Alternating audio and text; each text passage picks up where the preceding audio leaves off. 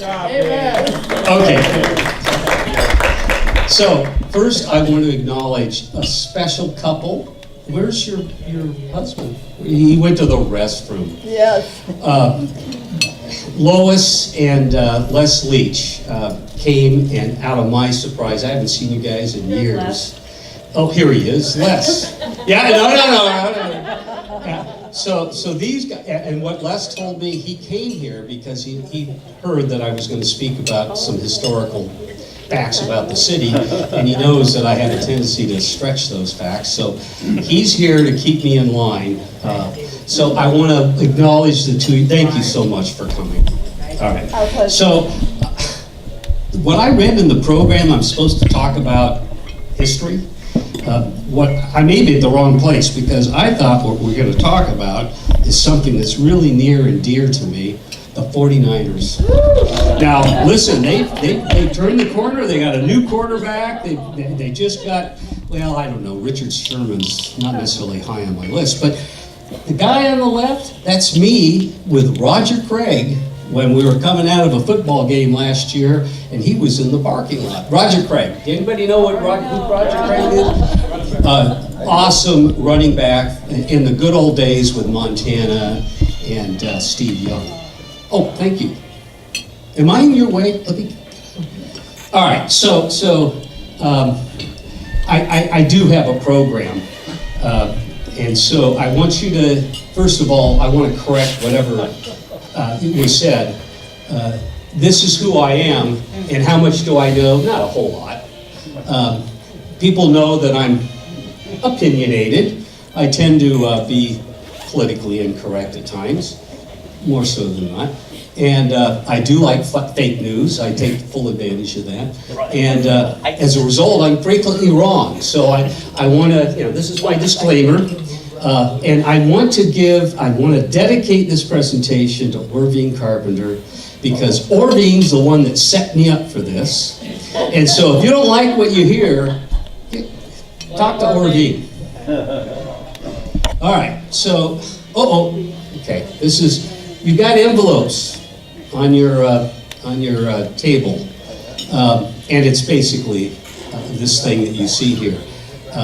The city is celebrating its 70th anniversary. We were incorporated back in 1948, and that makes us 70 years old. So the cards that you have in those envelopes, consider it your what is it? The Wonka Chocolate Factory Golden Ticket.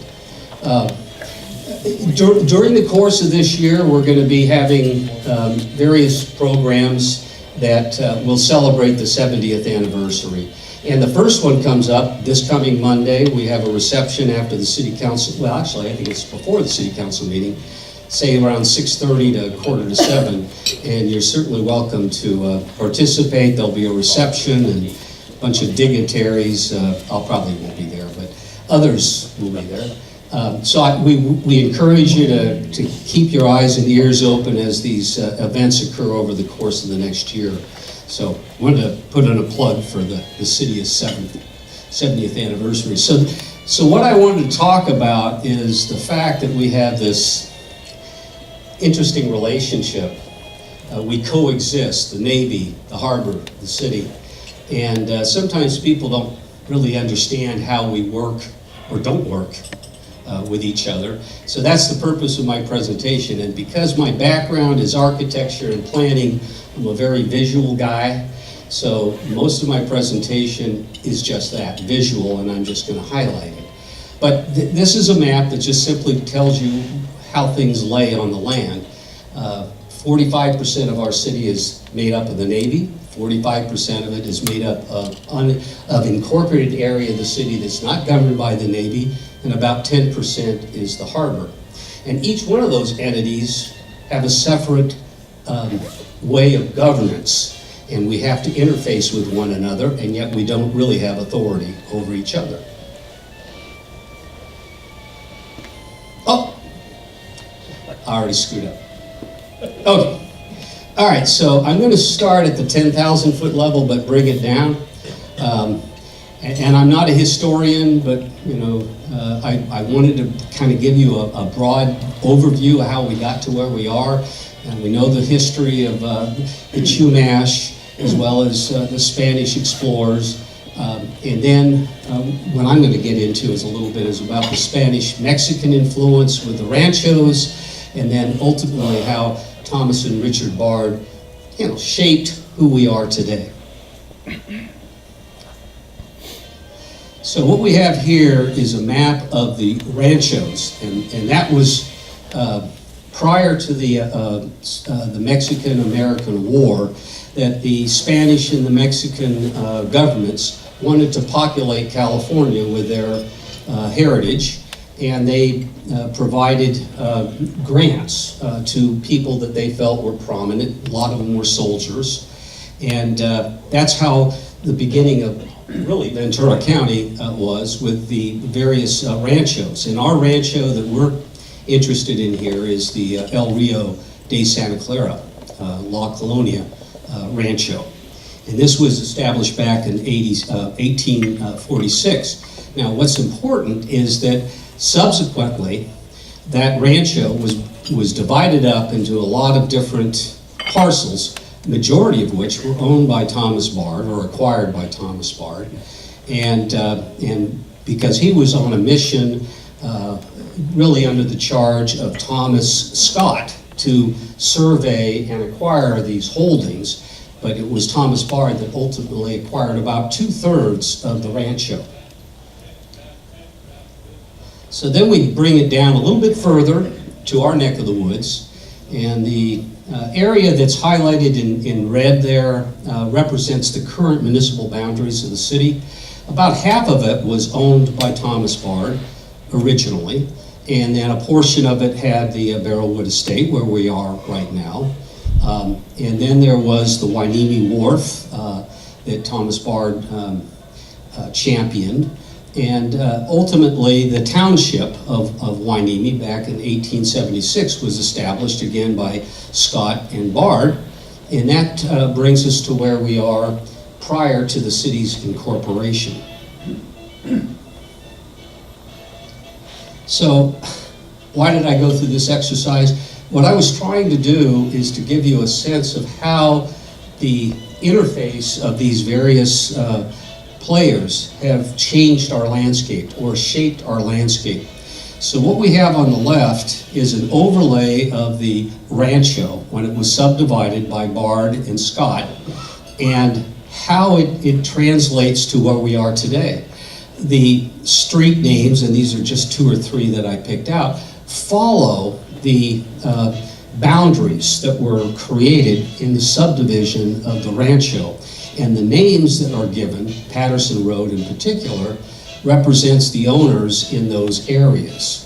So sometimes people say, well, how the hell did this road get to be where it is? Why isn't it straight instead it goes in all kinds of different directions? That's because, going back into time, it had to do with topography, and in this case, largely because of the division of ownership of the original rancho. So that's a fascinating part of how we got to where we are. Now, what I show on the right is that carries over to today. So we start out with a rancho.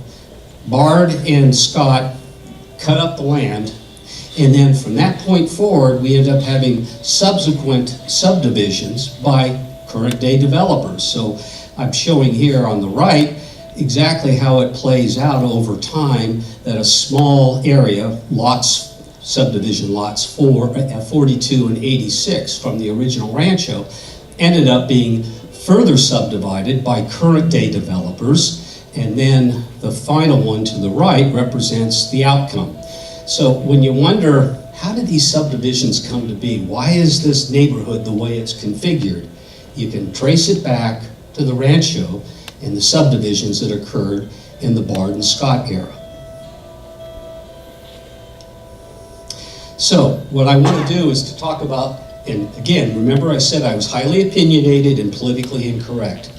So what I'm going to give you is my view of the world, of how we've interfaced over time and the life cycles of our coexistence. So we start with the port because actually they were established first in our community, going back to 1938 with the establishment of the Oxnard Harbor District. And I view their life cycle in three ways. The formative stage, which was just to get a foothold as to a commerce, a deep water harbor and its operations. The expansion phase, when they started to really blossom and expand their horizons, and then the collaborative phase, which is where we are today.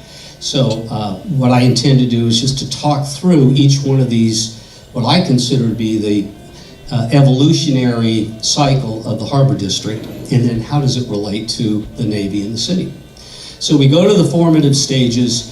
Really, it goes back 2 years earlier, 1936, when Richard Bard donated the land necessary for the construction of the harbor. But it was in 1937 and 38 that the harbor really came to be, with the creation of the district, the issuance of bonds, and then the construction, which was completed in 1940. But, I mean, literally, after the last nail was driven in the new construction of the harbor, the military took over as a result of World War II. They confiscated 1,700 acres, including the area that Richard Bard had dedicated to the harbor for its construction. One of the things that kind of gets overlooked is that, well, boy, that really took the wind out of the sails of the harbor. Not necessarily, because when the military took over, they constructed millions of dollars of improvements that the harbor district didn't have to do. 9 or 6 docks that provide great, 9 ship capacity, wharfage, lots of dredging, 1 million plus square feet of building area, 23 miles of railroad tracks. All of those ultimately benefit the harbor.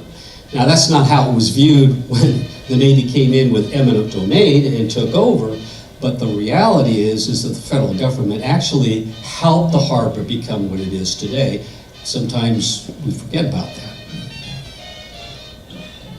I love that music. Who's that? Okay, so we continue in the formative years, what I call the return of the Jedi. After the war, gradually properties were being added to the inventory that the harbor previously had. Starting after in the 47 to 60 era, Wharf 1 was transferred back to the Harbor District from the Navy, and then the city followed suit with its first redevelopment project that doubled the capacity of the harbor in terms of land area and cargo throughput. And just for recollection for those that are interested, it cost the city $35 million, and I say city, it relied largely on federal funding, but it cost the taxpayers $35 million to assemble all the land and relocate all the people that were involved in making this land available to the harbor, and it was sold to the harbor for $320,000. So I'm doing this so that you all have a sense of perspective when the city and the district get together and we kind of duke it out about revenue sharing. We go back to the roots and we talk about the investments that were made by the community to make the harbor what it is today, and the same can be said about the Navy. Cam, are you listening? I'm listening. Cool.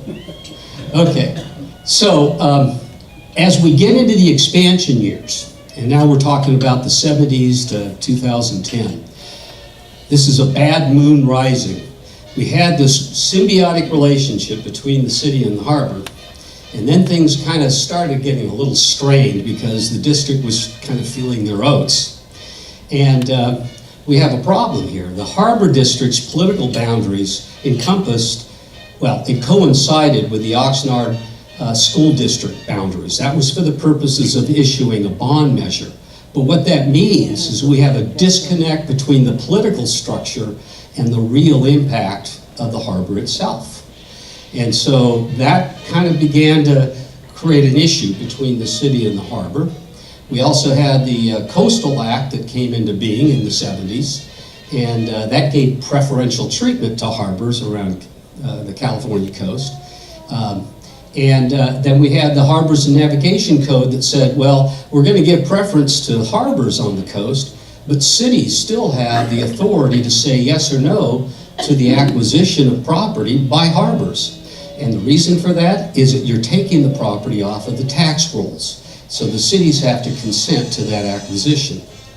And then we have a problem with a fragmented naval command structure.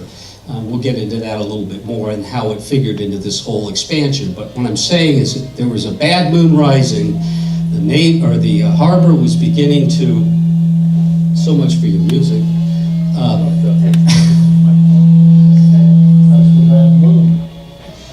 That's a bad mood. All right, so what's happening here is that the harbor was starting to, get their feet on the ground and, feel their oats, and they're wanting to expand and, kind of test the city's mental when it comes to its land use authorities. We have this political disconnect where people that were on the board that governs the harbor are not in Port Hueneme. So it set up this, kind of perfect storm, so to speak. Now, again, I do this for Cam's benefit, is to remind folks that with the exception of Wharf Number 1, which the Navy conveyed back in 1960 as part of a reconveyance of land that they confiscated, the other parcels that have been added to the district's inventory over time had the city's involvement. The city either consented to the acquisition of these properties because it had the authority to say no, or in the case of the reuse of the NCEL laboratory, which was a federal disposal project, they wouldn't have the inventory that they have. And so it's important to make sure everybody understands that there's a reason why there are times when the city and the district kind of go toe-to-toe, because the city has been instrumental in making available the land necessary for them to be successful. So what was the Navy's involvement in the process of their expansion? Well, Wharf 2 I've already talked about. There's also the joint use of the other burrs that the Navy operates. They're under local jurisdiction, that there's a arrangement between the district and the Navy that when their wars are not necessary for staging of military operations, that the harbor has first call. And this is where things really got dicey. The Harbor District proposed a very ambitious development plan that's highlighted in blue on this map. Takes in more than half of the Navy base, and that was back in 2006, and it was at a very interesting period of time because people were very fearful of the BRAC process. That's the base closure and realignment process. And the harbor rolled this thing out during a time when there was a lot of threat of the closure of either or both the Point Magoo facility and the naval base here at Hueneme. And so that created a little bit of angst on the part of the Navy that kind of proposal would come forward. So what was the result? Well, the port did grow its physical area because of the Wharf 1 conveyance from the Navy to the harbor and the city's redevelopment project. But there was animosity that started at that very point in time between the city and the Navy. And it resulted in revenue sharing agreements between the city and the harbor because we said, wait a minute, it's time for you to pay the piper and be a part of the community and not be so, have this mindset of regional benefit at all costs. And one of the consequences of that process was a retraction of the political boundaries. So the original boundaries of the Harbor District are outlined in red, and what happened is that the city, through the local agency formation commission, retracted the boundaries to that of Port Hueneme and Oxnard, the area of most impact. Now, let's fast forward to today. There seems to be a kind of a renewed sense of we got to work together. There has been yet another revenue dispute that's been resolved in the last couple of years. The harbor has gone out of its way to be good neighbors and partners and all kinds of organizations and sponsoring various events to be a community player. And I was a participant in the strategic planning process, and the number one issue that everyone agreed upon, number one issue was, let's be good neighbors. That was the number one issue. And I'll remind Cam of that.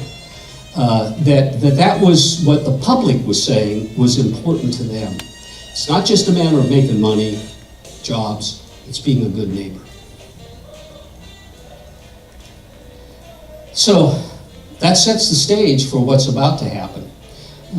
The harbor, just like the city of Hueneme, were landlocked.